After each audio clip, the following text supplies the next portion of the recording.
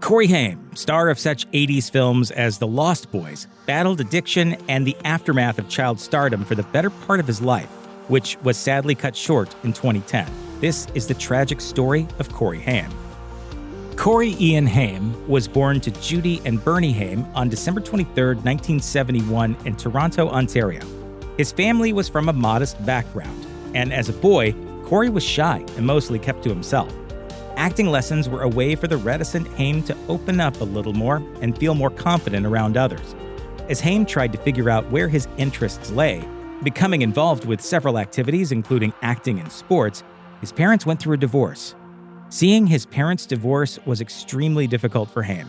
What became obvious later was the fact that Haim's childhood was made more complicated by his status as a child actor.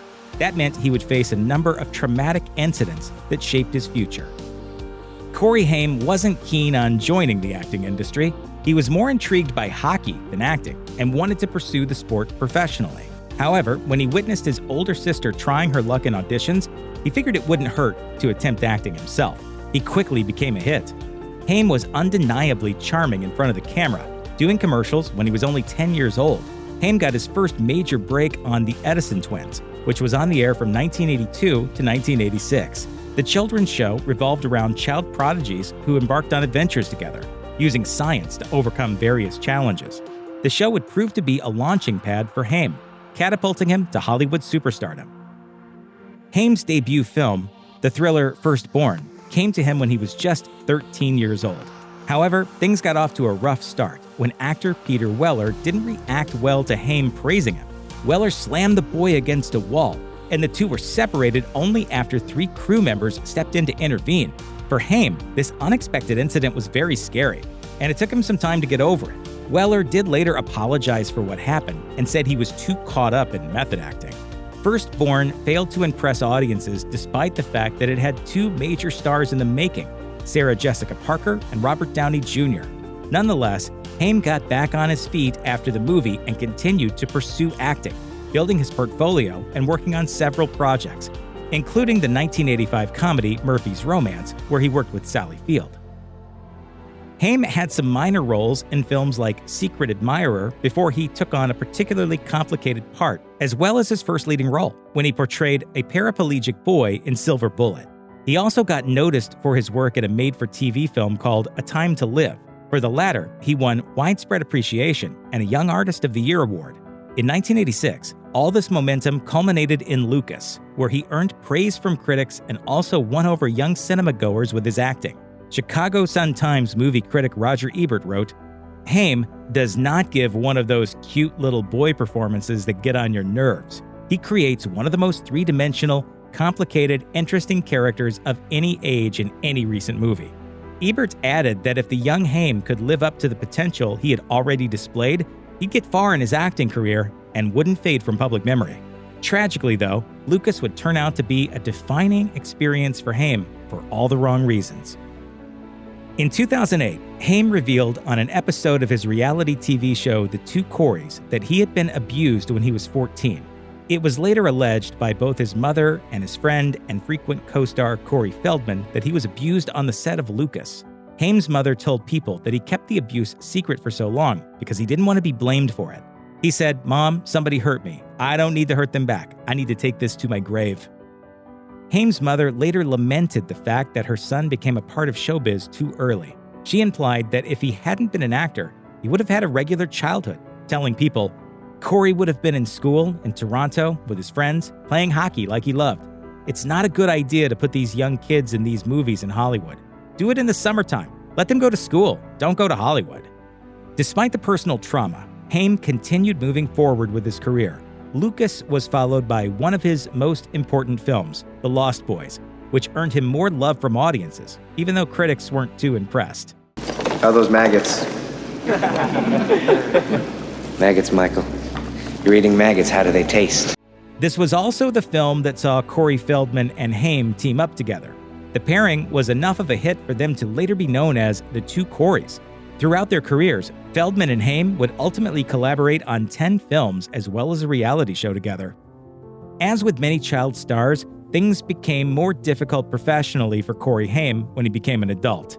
The 1990s were a bad time for the actor, who struggled to stay relevant while also battling drug addiction. Haim's journey with substance abuse was a long one.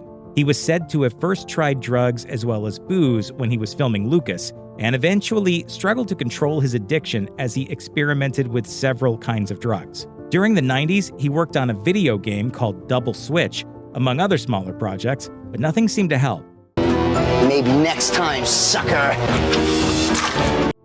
Haim was forced to declare bankruptcy in 1997. As the 2000s hit, the actor tried to rebuild his life and kick his drug habit.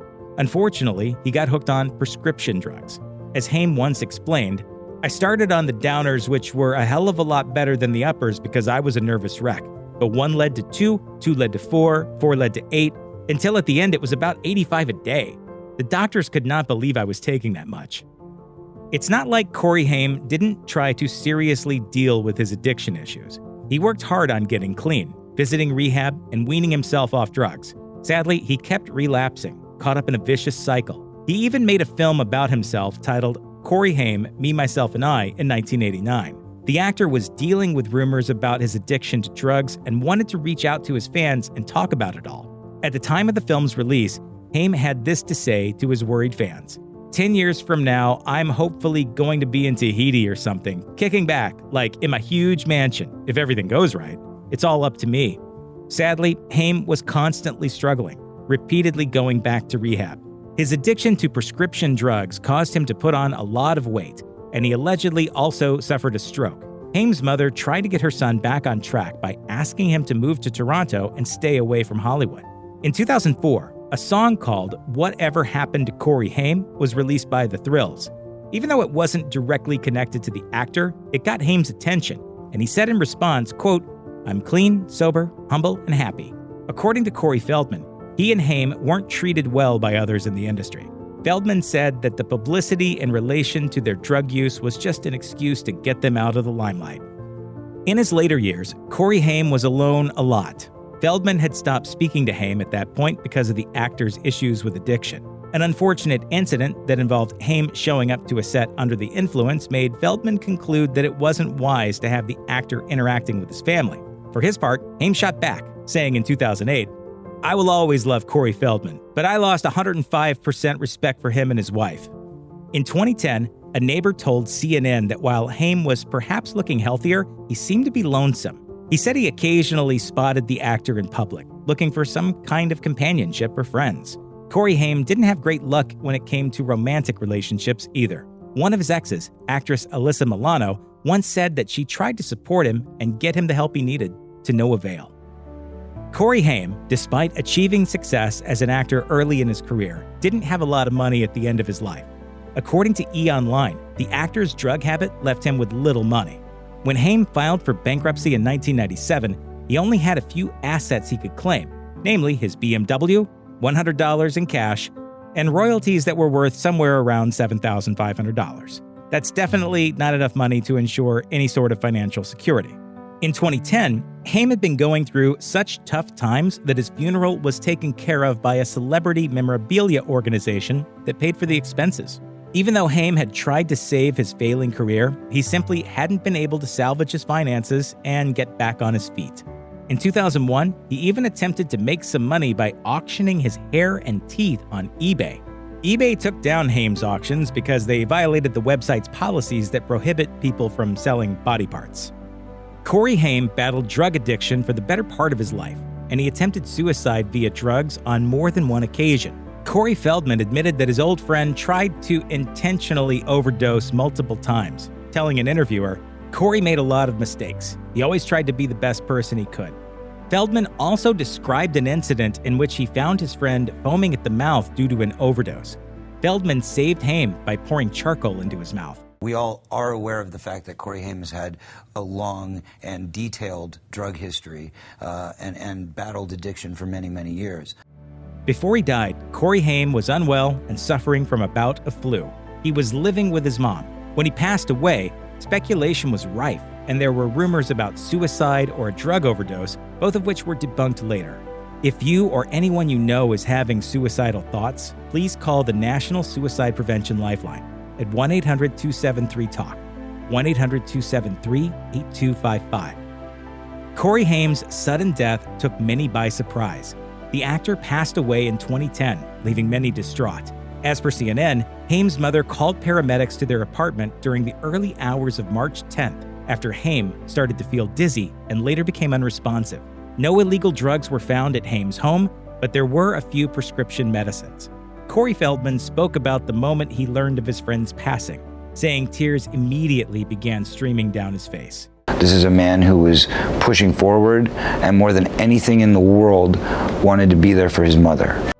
He added that it was important for everyone to learn from what happened to his old friend, telling an interviewer, "We must all take this as a lesson in how we treat the people we share this world with while they are still here to make a difference. I hope the art Corey has left behind will be remembered as the passion of that for which he truly lived."